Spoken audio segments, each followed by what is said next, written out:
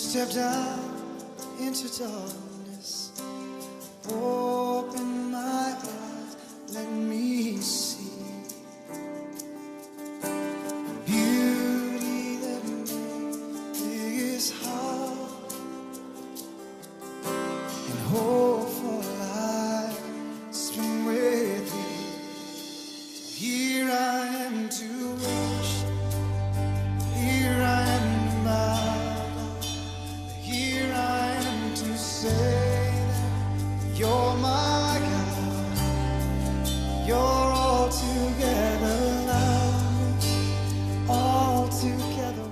Olá, obrigado por estar repartindo conosco mais uma quarta-feira, e sempre uma quarta-feira diferente, porque a nossa proposta é juntos termos uma quarta com vida, e vida somente é possível na graça, no amor e na direção do nosso Cristo, o Cristo Jesus. Ele que é a razão, Ele que é a vida, Ele é o tudo.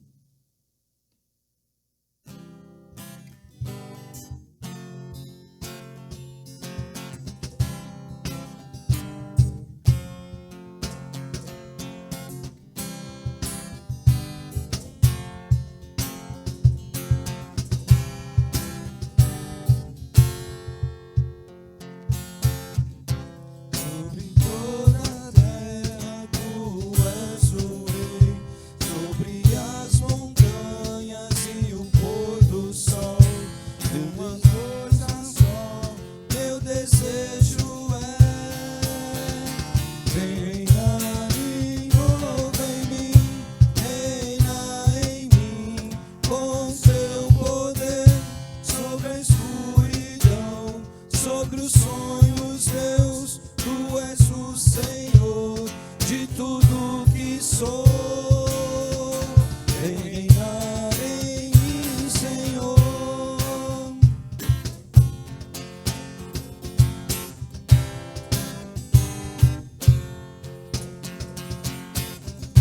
Sobre o meu pensar, tudo que eu falar, faz-me refletir a beleza que há em ti. Tu és para mim mais que tudo aqui. Vem reinar de novo em mim, reina em mim, com teu poder sobre a escuridão, sobre os sonhos meus. Tu és o Senhor de tudo que sou.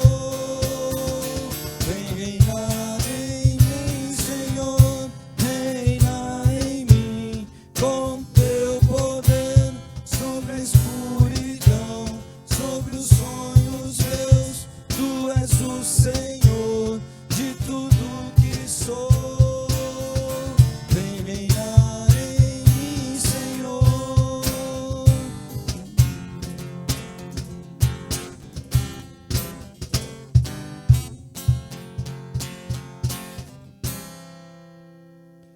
Hoje é chamada quarta-feira de cinzas.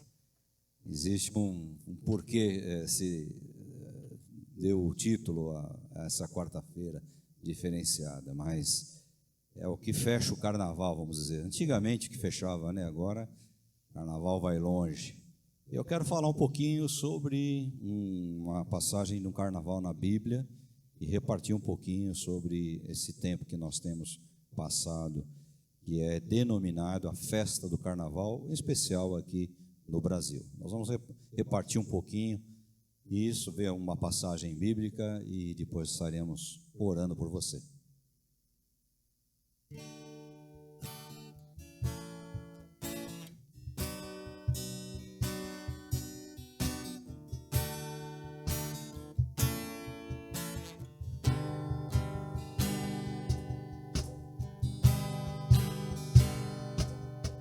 Não existe nada melhor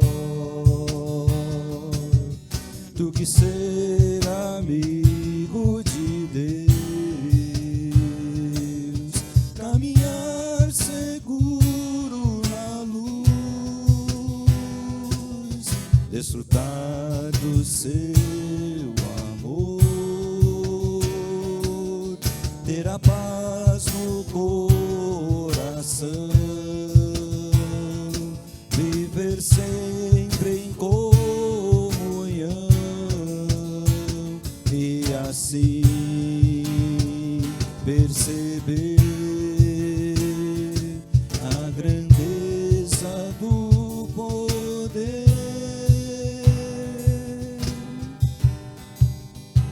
de Jesus, meu bom pastor.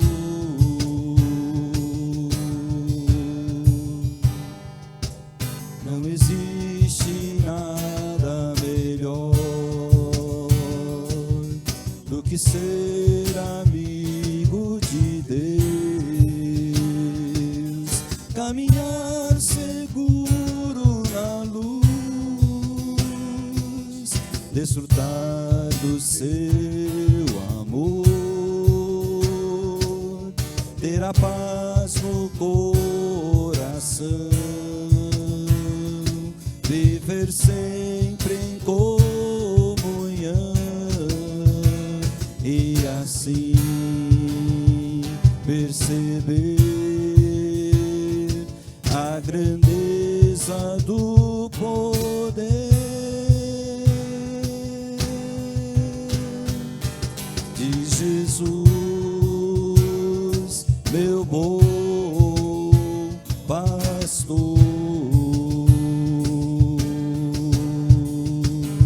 De Jesus, meu bom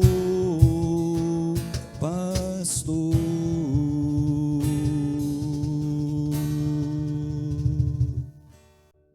Sem dúvida esse cântico ele é muito forte, não é? Nós não podemos chamar qualquer um de amigo. Aliás, fica a dica aí, próximo domingo, Jesus dando graça, nós vamos falar sobre as coisas importantes na vida e vamos tocar nesse ponto aí. Mas o nosso assunto nessa quarta convida é Carnaval. Quando nós pegamos um texto da Bíblia que se encontra no Antigo Testamento, existe uma resistência muito grande de várias pessoas, inclusive até de alguns teólogos da modernidade, de alguns pregadores da modernidade, que dizem que o Antigo Testamento, a palavra já reflete, né? Antigo, ficou para trás. Então não é velho, velho é um sapato que você não usa mais e joga no lixo, você nem tem coragem de dar para alguém, isso é velho. O Antigo Testamento, ele traz uma base muito forte para o Novo Testamento, é a plataforma, é a estrutura, e vai dar sustentação para aquilo que acontece no Novo Testamento e prossegue acontecendo até os dias de hoje. E algumas passagens, elas podem sim, com certeza, refletir o que era na época, por exemplo, nós vamos hoje comentar um pouquinho sobre Carnaval, é o tempo que a gente está passando, o que era na época, por exemplo, uma festa semelhante a um Carnaval que nós vemos nos dias de hoje. O texto que eu vou usar por base, acho que eu nem vou ler inteiro porque é muito longo, está no capítulo 5 do profeta Daniel, né? 5, onde fala sobre o banquete de um rei babilônico, o rei Belsazar. E diz assim: o rei deu um grande banquete a 1000 homens importantes do seu reino e bebeu vinho na presença deles. 1000 homens importantes ali, não parece a festa de aniversário do PT aí, só entra. Enquanto Belsazar bebia e apreciava o vinho, mandou trazer os utensílios de ouro e de prata que Nabucodonosor, seu pai, havia tirado do templo de Jerusalém, para que ele, os homens importantes do reino e as mulheres e concubinas do rei, os usassem para beber vinho. Então trouxeram os utensílios de ouro que haviam sido tirados do templo da casa de Deus em Jerusalém, e beberam neles o rei, os homens importantes do reino, as mulheres e concubinas do rei. Beberam vinho e deram louvores aos deuses de ouro, de prata, de bronze, de ferro, de madeira e de pedra. No mesmo instante apareceram os dedos de mão humana e começaram a escrever na parede caiada, na parede branca do palácio real, num lugar iluminado pelo candelabro. E o rei via os dedos que estavam escrevendo. Então o seu semelhante se empalideceu e os seus pensamentos deixaram perturbado, suas pernas bambearam e os seus joelhos batiam um no outro. E ordenou o rei em voz alta que fossem chamados os encantadores, os caldeus, os feiticeiros, e o rei disse aos sábios da Babilônia: aquele que ler o que está escrito na parede e declarar a sua interpretação será vestido de púrpura, receberá uma corrente de ouro para pôr no pescoço e será o terceiro homem mais importante no meu reino. E aí entrou um monte de cara lá, feiticeiro, encantador, adivinhos, e ninguém soube o que estava escrito lá. E alguém falou do Daniel. Tem um tal de Daniel aí que é daqueles caras que vieram como escravos lá de Jerusalém e tal, e parece que o Deus deles, o Deus dos hebreus, fala com ele, quem sabe ele pode interpretar. Então o rei mandou buscar o Daniel. E aí Daniel entra e consegue interpretar o que estava escrito naquela parede. E o finalzinho do texto diz assim: e por isso que ele enviou aquela mão que escreveu na parede, e que está escrito Mene, Mene, Tekel, Ufarsim, que a interpretação é: Mene, contou Deus os dias do seu reinado, ó rei, e colocou um fim nele. Tekel, você foi pesado na balança e achado em falta. Pérez, Pérez significa divisão, né? O seu reino foi dividido e entregue aos medos e aos persas. Então Belsazar mandou que vestissem Daniel de púrpura, colocassem uma corrente de ouro e proclamassem que ele passaria a ser o terceiro no seu reino. Naquela mesma noite, Belsazar, rei dos caldeus, foi morto, e Dario, o Medo, se apoderou do reino quando tinha mais ou menos 62 anos de idade. Billy Graham, famoso evangelista, pastor norte-americano, esteve em 1974 aqui no Brasil, naquela época das grandes cruzadas evangelísticas, coisas que já não existem há muitos anos, né? E pregou numa das palestras dele, pregou no estádio do Maracanã para mais de 200 mil pessoas. Naquela época, os estádios, o Maracanã podia receber 160, 180 mil torcedores. Então, o estádio estava lotado e no campo foram colocadas cadeiras, pessoal que dava assessoria para o trabalho dele. Então, se calcula mais de 220 mil pessoas no Maracanã, no lugar onde mais se cultua o carnaval no Brasil, no Rio de Janeiro. E eu lembro até hoje, minha mãe foi passear no Rio de Janeiro e trouxe presente para mim uma fita cassete. Você sabe o que é isso? Pequenininha? Você sabe, né? Tem gente que não sabe o que é.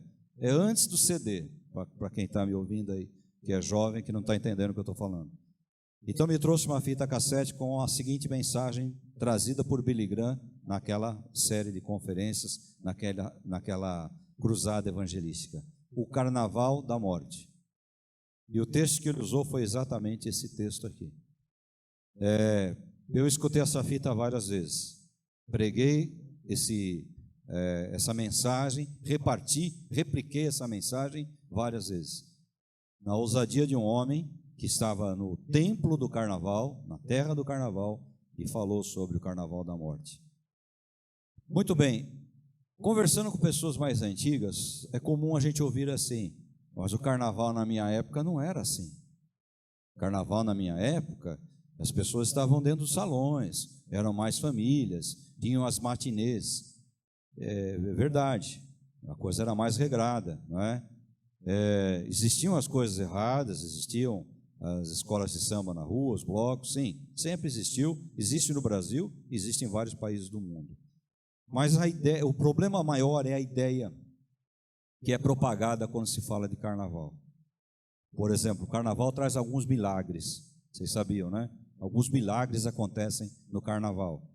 Um deles é o vírus chinês, ele vai pular o carnaval lá na China e não ataca mais aqui, a tal da Covid. que você tem que entrar com máscara num hospital, você tem que entrar com uma máscara que não resolve porcaria nenhuma dentro de um ônibus, você tem que entrar, não é, em alguns lugares, tem que apresentar o passaporte lá da vacina, a sua carteirinha de vacina, mas no carnaval o vírus fala, não, pode encher os salões dos clubes, pode se aglomerar o povo na rua, que não tem problema, não é? Passado um tempo aí, volta, opa, espera um pouquinho, olha, o vírus está aí ainda, hein? O vírus está atacando. Mas nessa época do ano, milagrosamente, o milagre do carnaval, ele simplesmente desaparece. Então, uma pura hipocrisia. O povo também diz assim, mas a gente sofre tanto, a gente não tem as coisas, e sai pelo carnaval, gastando o que não tem, não é? Se perdendo aí, se prostituindo, se drogando, não vou dizer todos, eu não quero generalizar. Tem muita gente que vai para se divertir, mas acaba muitas vezes entrando na onda sem perceber. Então a alegação é, não, agora a gente tem que descontrair, agora tem que esquecer os problemas. É engraçado que eu tenho conversado com algumas contas minhas aí, falo, eu quero esquecer um pouquinho você, mas não dá. Não dá para esquecer, porque está ali a cobrança, e se você não paga, você sabe o que é que acontece. Então, uma pura hipocrisia. Mas então a gente não pode se divertir. Eu estou dando alguns exemplos da abertura que a gente procura ter nesses dias para fazermos coisas estranhas. Dia desses, sábado passado, sábado retrasado, estava indo para a minha aula lá no seminário, ali na região da Barra Funda, e eu tive que parar em alguns lugares porque tinha um monte de gente passando pela rua e eu fiquei assustado, porque eu vi gente quase nua, isso meio-dia, sei lá que hora era, não é? Plena luz do dia. A alegação, não, é bloquinho de carnaval, então pode. E outras aberrações mais que não compete eu ficar comentando aqui. Então é a alegação. Carnaval pode tudo, carnaval vamos, não é? Fazer o que a gente pode e tal, porque a gente precisa se divertir e tal, e aí inventaram o pré-carnaval, que começa antes do feriado, o pós-carnaval, o grito de carnaval, não sei o que lá do carnaval, e aí vai embora, aí as pessoas dizem, mas muita gente trabalha, fazendo fantasias, precisa do dinheiro. Eu não quero entrar nesse mérito da questão, eu quero entrar no mérito que nós, às vezes, perdemos as referências. Nesse caso aqui que eu li, o problema do rei, esses banquetes eram comuns. Isso aqui era regado à prostituição, não é? Isso aqui era um inferno. As pessoas urinavam, defecavam, às vezes ali onde estavam, tinham relações sexuais. Isso aqui era um autêntico carnaval, como nós vemos nos dias de hoje. Tudo aberto, tudo vai do jeito que você quer. E não tenho nem como usar palavras aqui. Mas as coisas vão avançando e o rei foi se embebedando e a festa correndo, até que começa a se ultrapassar certos limites. E o limite aqui foi, naquela época, quando Jerusalém foi invadido, o templo invadido, o pai dele, Nabucodonosor, um rei também, trouxe alguns dos utensílios que tinham dentro do templo, né? Os utensílios de ouro, as canecas, os copos, etc. Mandou trazer aqueles utensílios que eram consagrados para Deus Jeová, e começou então a passar dos limites. Começava a beber ele, as prostitutas que estavam ali, os homens embriagados que estavam ali, começaram a beber naqueles copos, naqueles componentes que haviam sido separados para a celebração no templo. Ou seja, isso aqui hoje não tem muito mais simbologia, é apenas uma aplicação didática que nós usamos com esses utensílios do templo. Quem me acompanha há anos sabe que eu tenho uma palestra sobre o tabernáculo e seus componentes, onde eu falo isso. E apenas a visão ela é simbólica e didática, né? Não é uma doutrina. Enfim, mas aqui nessa passagem representa o limite. Então o limite foi ali. Opa, espera um pouquinho. Você ultrapassou. É como esses radares de velocidade que tem aí para multar os carros. Existe uma tolerânciazinha, tem lá 80 km por hora o máximo, mas você sabe que se você passar um pouquinho, ainda há uma tolerância. O radar tem uma tolerância e você às vezes recebe uma advertência, mas não a multa. Então vamos dizer assim, o rei foi indo, aquela festa, aquele carnaval, quando ele ultrapassa, Deus ainda espera um pouquinho, quando ele avança um pouquinho mais, opa, passou dos limites.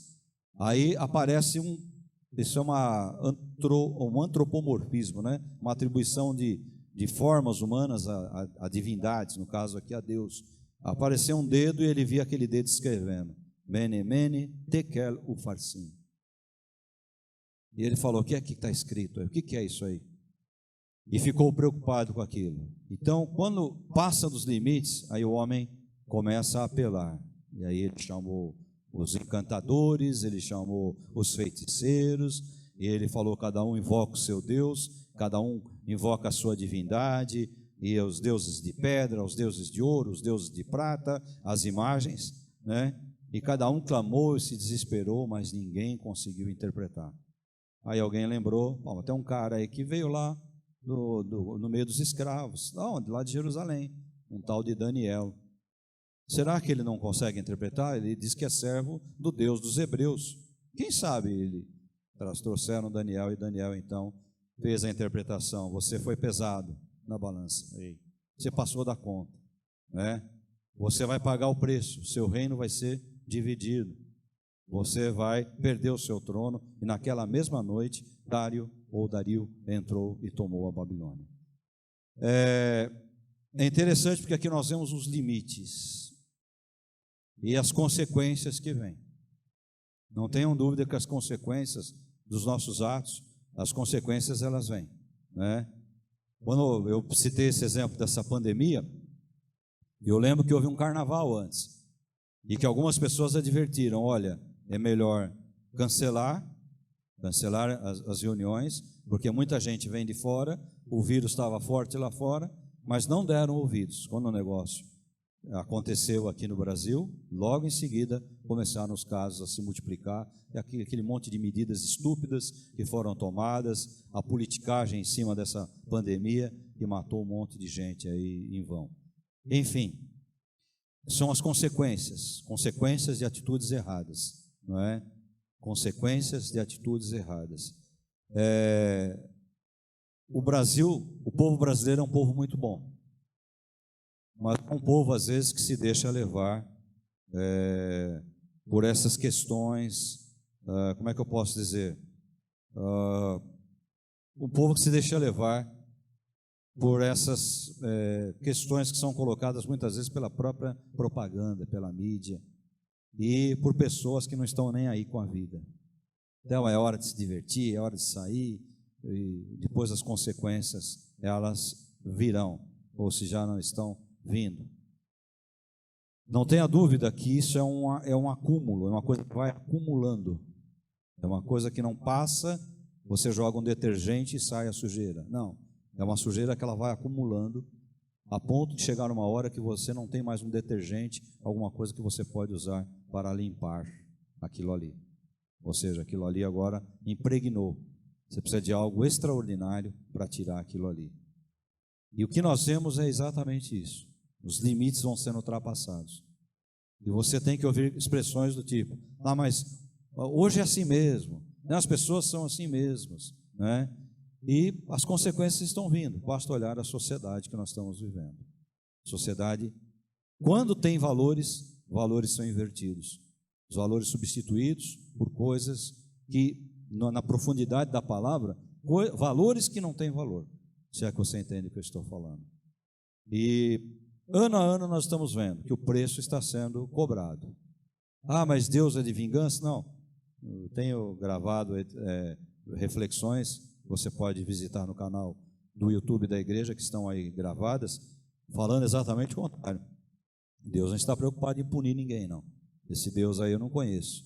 Mas as consequências vêm pela própria ação do homem, na vida do homem e por causa do homem. Não é?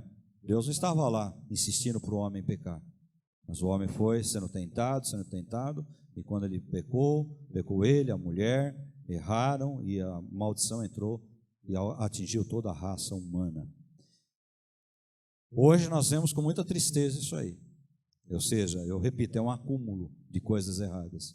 E pode, hoje é outro tempo, só que uma hora a cobrança vem. E quando a cobrança vem, aí ela é difícil de ser, a sujeira é difícil de ser retirada, né? Precisamos recorrer ao sangue de Jesus para que possa limpar tudo isso aí. E é interessante o pensamento. A gente apronta o que dá, faz o que dá. Na quarta-feira, depois a gente vai pedir a penitência, o perdão dos pecados, como se o Deus que essas pessoas atribuem isso seja um Deus tolo, não é verdade? Um Deus inútil. Falar, não, faz o que você quer aí, depois você vem aqui que a gente passa um sabãozinho e acabou. Não é bem assim. Eu digo para vocês, repito, quantas vezes for necessário, as consequências elas virão. Esse texto aqui ele é bem forte. Ele é bem forte. O reino foi dividido, o reino foi destruído, o poder caiu, não é? E repito, não é isso que eu espero que aconteça. Não quero, humanamente falando, que isso aconteça com ninguém, mas acontece. Acontece. As nossas escolhas, você é livre para ter as suas escolhas, mas você tem que assumir a consequência das suas escolhas. Isso eu vi num filme aí um dia desse que eu estava assistindo, o cara falar isso, você tem que fazer as suas escolhas. Todos nós fazemos escolhas na vida, só que você tem que assumir as suas escolhas. E às vezes elas foram erradas e você vai pagar o preço porque você fez uma escolha errada. Em breve vou contar uma história, que alguns já conhecem também, dos conselhos, você vai lembrar bastante dessa palavra que eu estou dando hoje. Que Deus possa ter misericórdia do nosso país, que Deus possa ter misericórdia das nossas vidas, Deus possa ter misericórdia desse nosso Brasil.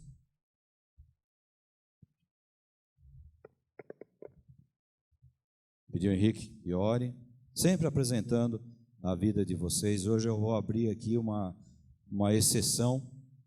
A gente tem orado pela Lindsay, uma jovem que é parente de uma irmã aqui da igreja, da Cleide, e ela sofreu um acidente, pegando uma condução, o ônibus partiu, isso aí está até nos noticiários, e ela teve a perna arrastada e não teve como se evitar a amputação da perna dela.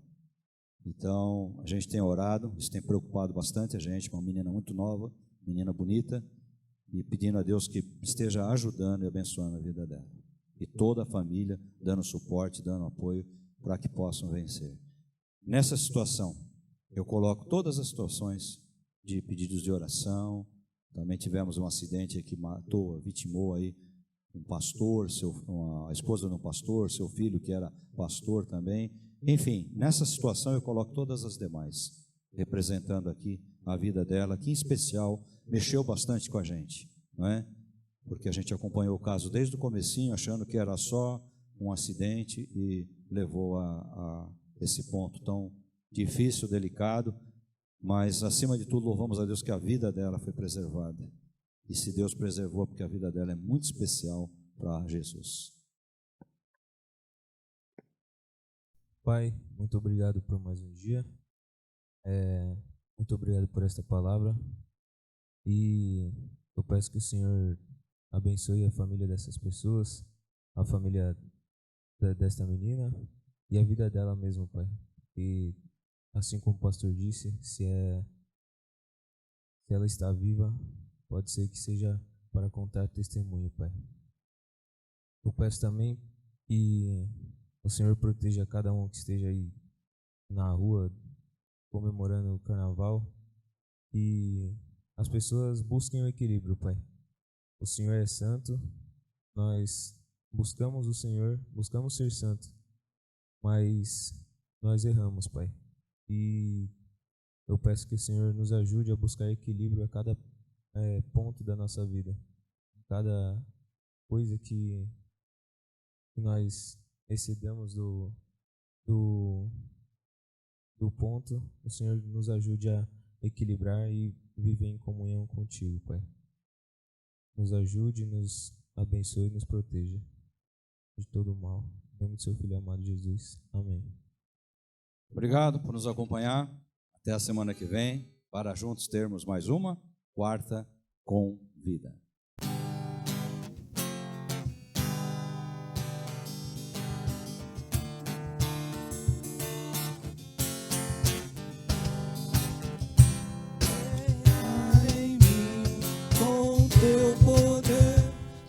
a escuridão, sobre os sonhos meus. Tu és o Senhor de tudo que sou. Vem reinar em mim, Senhor, reina em mim, com teu poder, sobre a escuridão, sobre os sonhos meus. Tu és o Senhor de tudo que sou. Vem reinar em mim, Senhor. Vem reinar em mim, Senhor. Vem reinar em mim, Senhor.